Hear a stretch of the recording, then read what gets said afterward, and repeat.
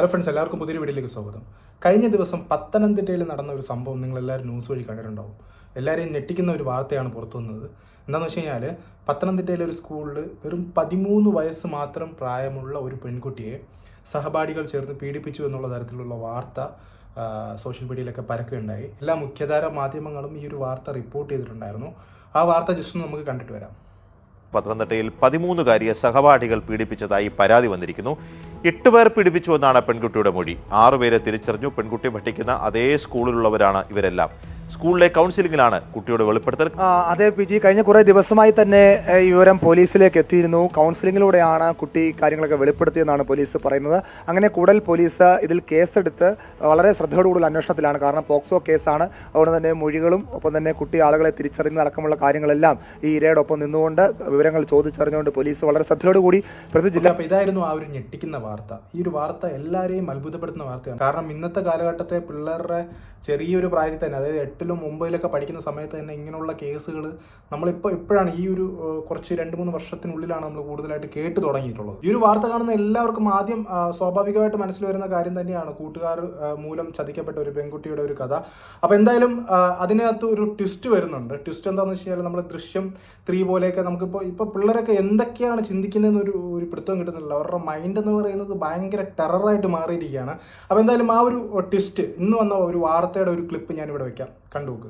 13 വയസ്സുള്ള ഒരു പെൺകുട്ടിക്ക് ഒരു ബ്രേക്കപ്പ് ഉണ്ടാകുക. ബ്രേക്കപ്പ് ഉണ്ടാകുമ്പോൾ പക തീർക്കാൻ വേണ്ടിയിട്ട് 10 പേരെയെങ്കിലും പ്രതിക്കൂട്ടിൽ നിർത്തിക്കൊണ്ട് ഇത്രയും ഗുരുതരമായ ഒരു ആരോപണം ഉന്നയിക്കുക.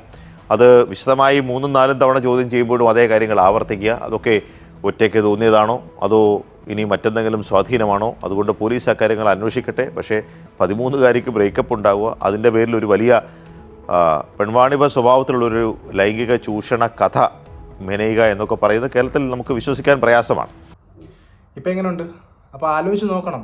സത്യം പറഞ്ഞു കഴിഞ്ഞാൽ ഇത് വേറൊരു സബ്ജക്റ്റിലോട്ട് തെന്നി മാറിപ്പോവും. കാരണം എന്താണെന്ന് വെച്ചാൽ, നമ്മുടെ നാട്ടിൽ, നമ്മുടെ രാജ്യത്തായാലും സ്ത്രീ സുരക്ഷയ്ക്ക് അല്ലെങ്കിൽ സ്ത്രീയുടെ വാക്കിന് വളരെയധികം നിയമത്തിലായാലും വളരെയധികം പ്രാധാന്യം ലഭിക്കുന്നുണ്ട്. ആ ഒരു പ്രാധാന്യത്തെ, ആ ഒരു ലൂപ്പ് ഹോളിനെ മുതലാക്കിക്കൊണ്ട് ഈ ഒരു കുട്ടി, 13 വയസ്സായ കുട്ടി, പക്ഷേ ആ മൈൻഡാണ് ഞാൻ പറയുന്നത്. അതായത് ഓൾറെഡി ഈ ഒരു അലിഗേഷൻ വന്ന സമയത്ത് തന്നെ ഈ ഒരു കുട്ടികൾക്ക് നേരെ ഈ പോസ്കോ കേസും പോലീസ് ചുമത്തി കഴിഞ്ഞു.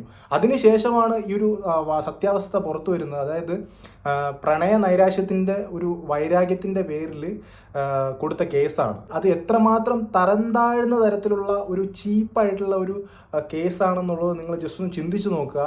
ഈ ഒരു പെണ്ണുങ്ങൾക്ക് കിട്ടുന്ന, അല്ലെങ്കിൽ അവർക്ക് കിട്ടുന്ന പ്രയോറിറ്റി, ആ ഒരു പ്രയോറിറ്റിയെ മിസ്യൂസ് ചെയ്തുകൊണ്ട് വന്നിട്ടുണ്ടായ ഏറ്റവും വലിയൊരു കാര്യമാണ് ഈ ഒരു 2026 ഞാൻ കേട്ട ഏറ്റവും വലിയൊരു കാര്യമാണ് ഈ ഒരു ന്യൂസ്. ഇത് നമുക്ക് മുമ്പിൽ വന്ന ഒരു ഉദാഹരണം മാത്രമാണ്. ഇതുപോലെ എത്രയോ അലിഗേഷൻസ്, അതായത് ചെയ്യാത്ത കുറ്റത്തിന് പെട്ടെന്നൊരു അലിഗേഷൻ സ്ത്രീ ഉന്നയിച്ചു കഴിഞ്ഞാൽ അതിനെതിരെ ഒരു ആക്ഷൻ, അതായത് എന്താണ് സത്യാവസ്ഥ എന്ന് പോലും മനസ്സിലാക്കാതെ പെട്ടെന്നൊരു നടപടി എടുത്തിട്ട് പലരുടെയും ലൈഫ് സ്പോയിൽ ആയത് നമുക്ക് മുമ്പിൽ ഉദാഹരണങ്ങളായിട്ടുണ്ട്. അപ്പം ഞാൻ പറഞ്ഞു വന്ന കാര്യം എന്താണെന്ന് വെച്ച് കഴിഞ്ഞാൽ, ഇത്രയും ക്രൂരമായിട്ടുള്ള മെൻറ്റാലിറ്റി സമൂഹത്തിലെ പിള്ളേർക്ക്, ഇപ്പോഴത്തെ പിള്ളേർക്ക് ധാരാളം വന്നുകൊണ്ടിരിക്കുകയാണ്. നമ്മളൊക്കെ ഈ ഒരു സമയത്തൊക്കെ സ്കൂളിൽ കലോത്സവവും അങ്ങനത്തെ പരിപാടിയും കലാപരമായിട്ടും അല്ലെങ്കിൽ കായികപരമായിട്ടുള്ള കാര്യങ്ങളുമായിട്ട് മുന്നോട്ട് പോയിക്കൊണ്ടിരുന്ന സമയത്ത് പിള്ളേർ പ്രണയത്തെ പോലും നേരിടുന്നത് ഇങ്ങനെയുള്ള ഒരു വളരെ തേർഡ് ക്ലാസ് ആയിട്ടുള്ള ഒരു ലെവലിലാണ് അവർ നേരിടുന്നത്. ഇതിനകത്ത് ചെയ്യേണ്ട കാര്യം എന്താണെന്ന് വെച്ച് കഴിഞ്ഞാൽ, ഈ ഒരു കുട്ടിക്കെതിരെ സ്ട്രോങ് ആയിട്ടൊരു,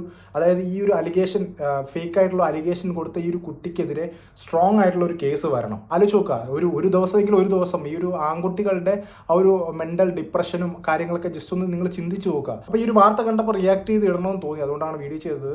ഈ ഒരു വീഡിയോ നിങ്ങളുടെ സുഹൃത്തിലേക്ക് പരമാവധി ഷെയർ ചെയ്ത് കൊടുക്കുക. അതുപോലെ തന്നെ വീഡിയോ ലൈക്ക് ചെയ്യാത്തവർ ലൈക്ക് ചെയ്യുക. അടുത്തൊരു വീഡിയോ കാണാം.